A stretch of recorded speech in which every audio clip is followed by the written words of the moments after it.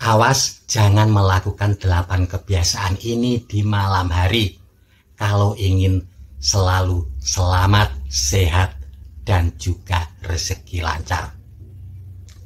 Assalamualaikum warahmatullahi wabarakatuh.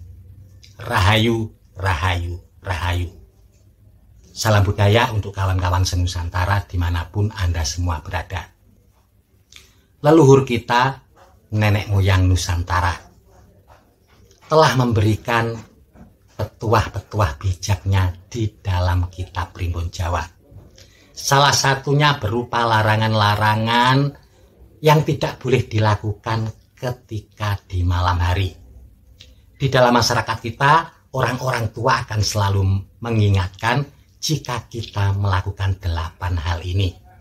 Disebut pamali, orang Jawa menyebutnya gailok, perbuatan-perbuatan yang dilarang dilakukan di malam hari. Karena akibatnya di dalam mitos yang ada di masyarakat bisa berakibat berbagai macam.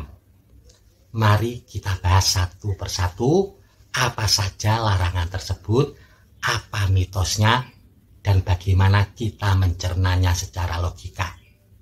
Yang pertama, larangan menyapu rumah di malam hari. Di dalam masyarakat kita, kalau ada yang menyapu rumah di malam hari, orang tua akan selalu melarang. Mitosnya, orang yang menyapu rumah di malam hari, dia akan menyapu rezeki dari rumahnya. Jika ini dilakukan, bisa menghambat rezeki orang yang ada di rumah tersebut. Di masa lalu, larangan ini sebenarnya secara logika dikarenakan jika ada orang yang menyapu rumahnya di malam hari, suaranya yang berisik bisa mengganggu para tetangga. Karena di zaman dulu orang menyapunya pakai sapu lidi yang mengeluarkan suara lumayan keras. Lalu selanjutnya larangan yang kedua. Jangan memotong kuku di malam hari.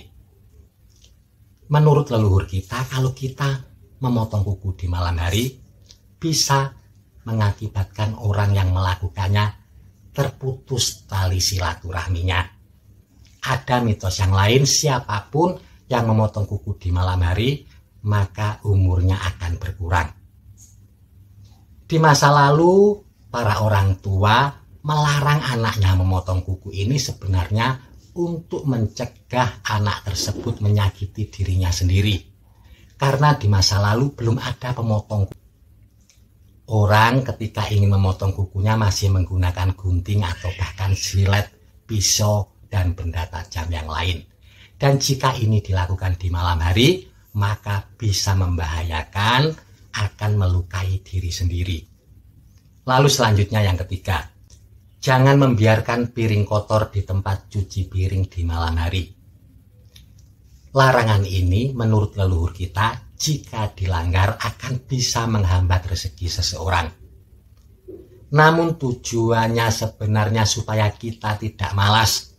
Apalagi ketika ada piring kotor di tempat cuci piring di malam hari, hal itu bisa memancing hewan-hewan yang biasanya memakan sisa-sisa makanan kita, seperti tikus, kucing, ataupun hewan yang lain. Lalu selanjutnya yang keempat, jangan bersiul di malam hari. Mitosnya ketika seseorang bersiul di malam hari, hal itu bisa mengundang makhluk halus. Mitos ini sudah dipercaya luas di dalam masyarakat kita. Ketika seseorang bersiul di malam hari, maka makhluk halus akan datang, akan bisa mengganggu orang yang bersiul tersebut atau orang-orang yang berada di sekitarnya. Larangan ini sebenarnya tujuannya supaya suara siulan orang tersebut tidak mengganggu para tetangga, orang-orang yang berada di sekitarnya. Dan juga di masa lalu masih banyak hewan-hewan, terutama hewan melata, yang dipercaya tertarik pada suara siulan seseorang. Selanjutnya yang kelima, jangan membiarkan tempat sampah di dalam rumah di malam hari. Menurut mitos, ketika ada tempat sampah di dalam rumah di malam hari, hal ini bisa mengundang penyakit. Mitos ini ada benarnya. Ketika ada tempat sampah atau sesuatu yang kotor di dalam rumah kita di malam hari, maka bisa mengundang lalat ataupun hewan lain yang bisa mendatangkan penyakit. Selain itu, juga bisa mengganggu penciuman kita kalau sampah tersebut menimbulkan bau yang tidak sedap. Selanjutnya yang keenam, jangan langsung tidur setelah berpergian di malam hari. Petuah ini sangat bermanfaat untuk kita.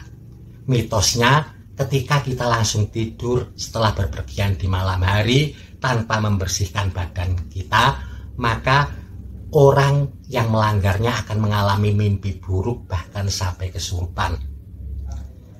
Petuah ini petuah yang sangat bijak, yang bertujuan supaya kita menjaga kebersihan, mandi dulu setelah berpergian atau setidaknya ganti baju setelah berpergian. Karena setelah kita keluar dari rumah, tentunya banyak debu yang menempel di tubuh kita ataupun di pakaian kita, atau bahkan mungkin saja ada sumber-sumber penyakit yang berupa baksil atau parasit lain yang menempel di tubuh dan badan kita. Lalu selanjutnya yang ketujuh, jangan membiarkan jemuran di luar rumah pada malam hari. Dipercayai ketika ada jemuran di luar rumah di malam hari, maka baju atau apapun yang ada di luar tersebut akan dipakai oleh makhluk halus. Petuah ini diajarkan kepada kita sebenarnya dengan tujuan supaya kita memasukkan jemuran kita di malam hari untuk menghindari adanya pencurian atau tangan-tangan jahil yang lain. Dan hal ini dilakukan juga untuk menghindari jika sewaktu-waktu hujan datang di malam hari. Selanjutnya yang ke-8, larangan membuang air panas secara langsung ke saluran air. Dipercayai ketika kita membuang air panas secara langsung ke saluran air, hal tersebut akan bisa mengenai anaknya makhluk halus, anaknya jin. Kita disarankan untuk mencampur air panas dengan air dingin terlebih dahulu baru dibuang. Larangan ini bertujuan supaya air yang kita buang tidak membunuh makhluk hidup yang lain yang ada di saluran air tersebut.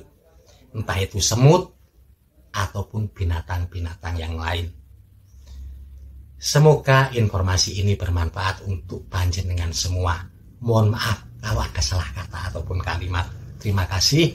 Wassalamualaikum warahmatullahi wabarakatuh. Rahayu, rahayu, rahayu. Salam budaya untuk kawan-kawan senusantara dimanapun Anda semua berada.